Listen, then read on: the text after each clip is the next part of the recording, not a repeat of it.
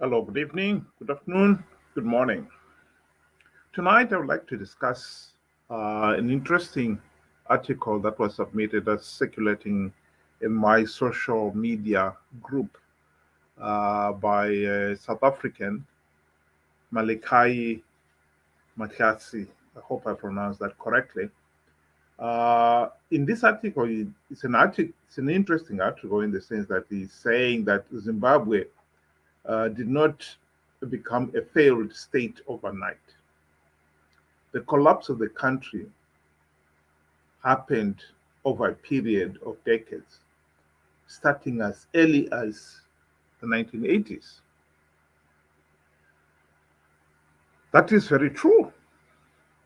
I think some people have tended to make the mistake of thinking that Zimbabwe's economic collapse um, started only the last 20 years. Some even believe um, things were better during Mugabe's time. They are now worse during Mnangagwa's time. There's really no difference at all. The economic collapse started way back in 1980. And Makiasi's argument is actually that it started even before that, where during the liberation struggle, when ZANU PF started institutionalizing violence,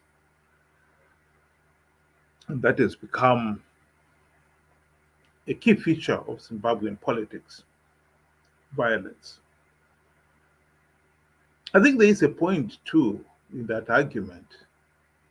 Um, there's widely reported that India's nationalist leaders, during their fight for to to end British rule in India, they were put under enormous pressure by some of their members who wanted to escalate the struggle and Gandhi's non-violence approach and launch a full-fledged armed struggle.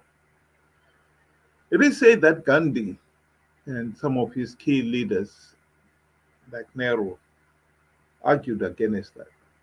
And the argument was, what kind of leaders would an armed struggle throw up? And would those be the men and women who would want to rule independent India?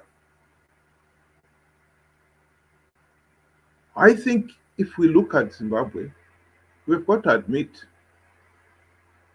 that we should too have asked ourselves those two rhetorical questions.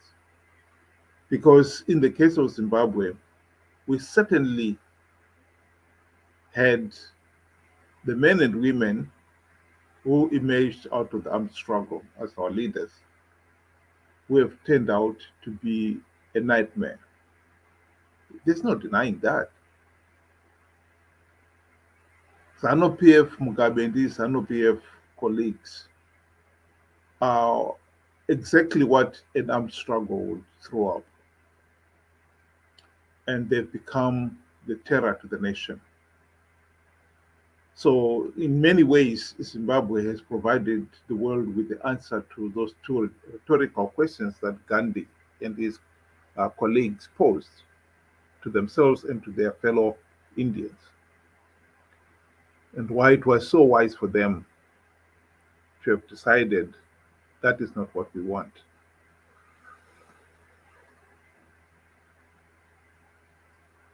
But we cannot also deny that this was not always, or that it is not always the case.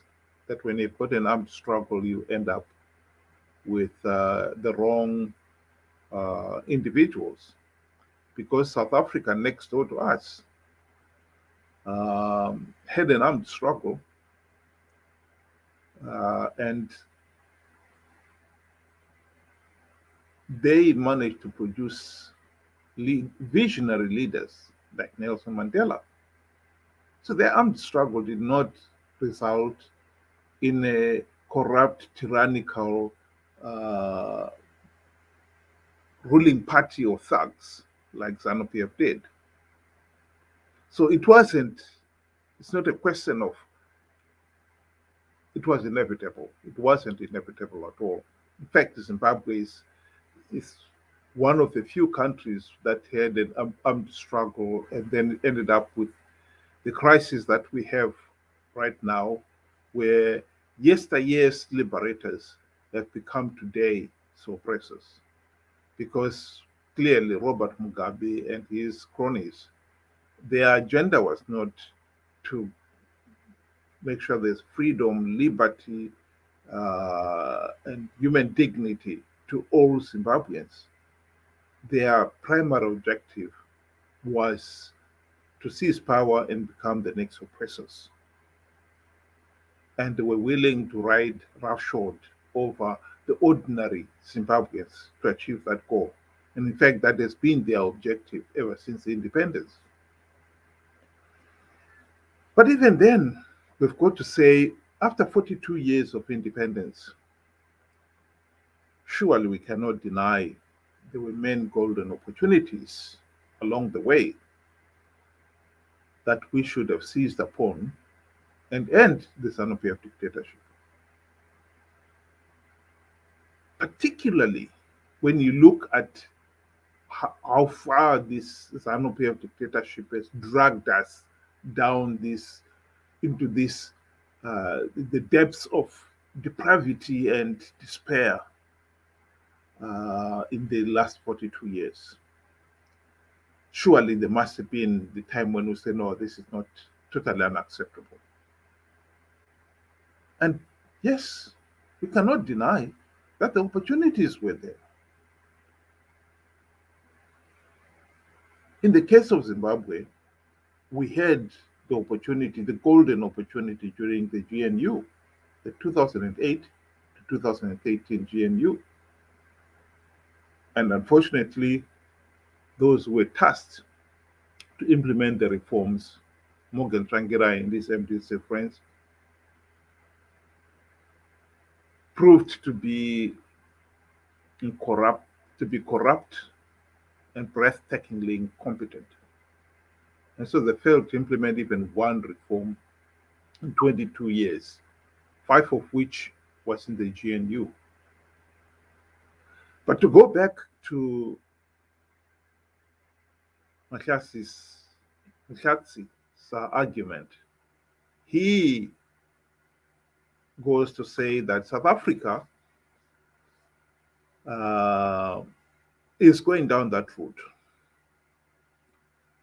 And when the collapse, the failure, when South Africa's position as a failed state has become absolute, South Africa will start to regret and reflect on what they did wrong, just as much as Zimbabweans should be doing.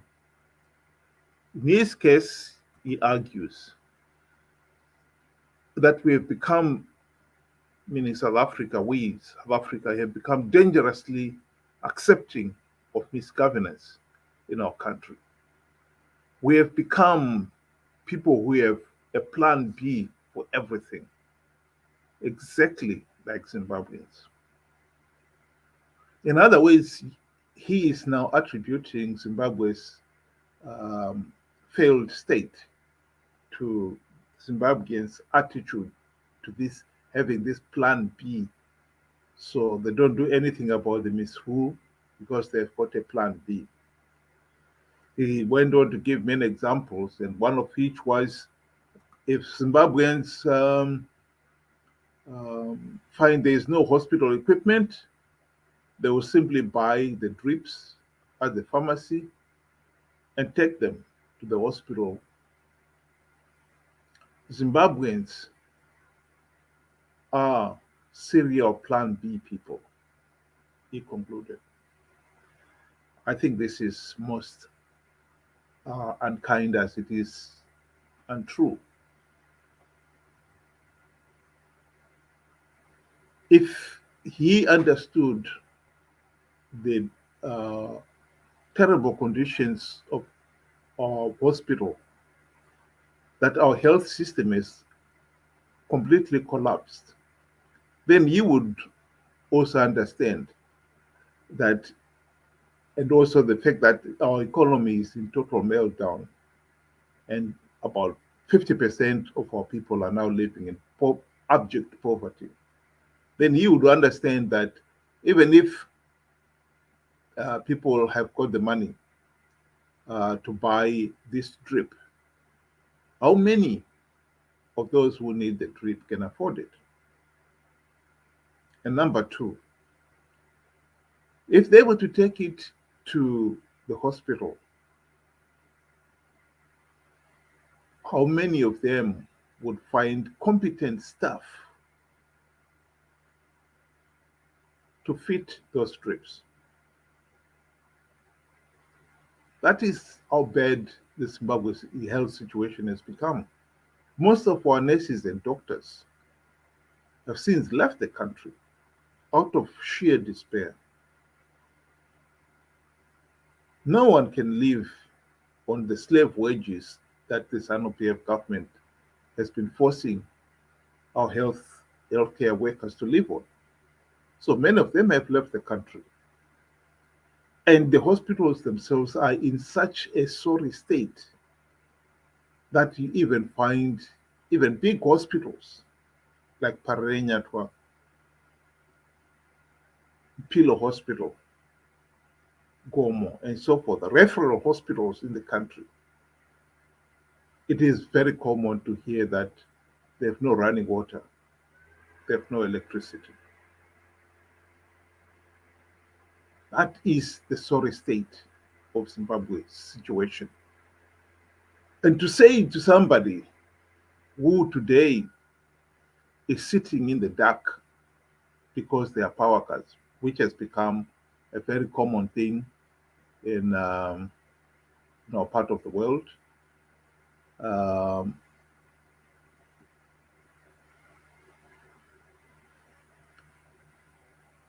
that they have got a plan B, I think it's very, I don't know. One has got to ask, is this supposed to be a joke? Because surely you cannot pretend that a situation we have reached in Zimbabwe, somebody would still claim that they had a plan B. That is surely a plan B that has failed. People do not have a plan B in Zimbabwe. And that's why the country is in this sorry state.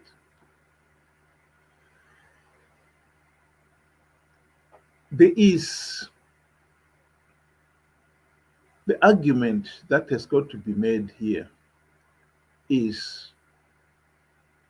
well, if you look at why Zimbabwe is a failed state, one has got to say in the 42 years, Zimbabweans had the opportunity to end the ZANU PF dictatorship. Why did they fail to achieve that goal? That is where one is going to say, well, the only logical reason for it is they allowed ZANU PF to do as they please. That has been always one of the weaknesses in our society. We do not allow ourselves to think. Man is a creature of thinking. That is our strength as human beings. And those who have embraced that idea, nurtured it, and encouraged it have thrived. And those who have failed to do so have suffered. We have blundered from pillar to post, and sometimes making the same mistake over and over again because we have failed to think in a rational way. That is our weakness. That is Zimbabwe's weakness. Unless we get around that problem, we put on our thinking caps on, back on, I think we are not going to escape that poverty trap. Zimbabwe will continue to be a failed state, blundering from pillar to post.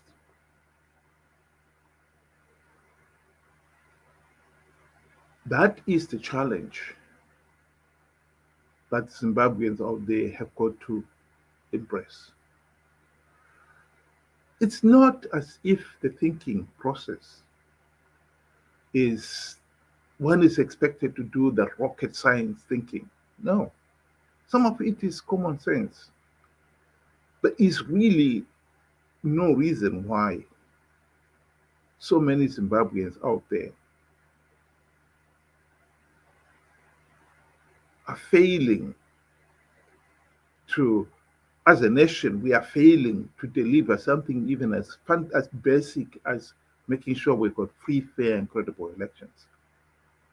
And it's because many Zimbabweans out there, if you ask them what constitutes free, fair, and credible elections, they don't know.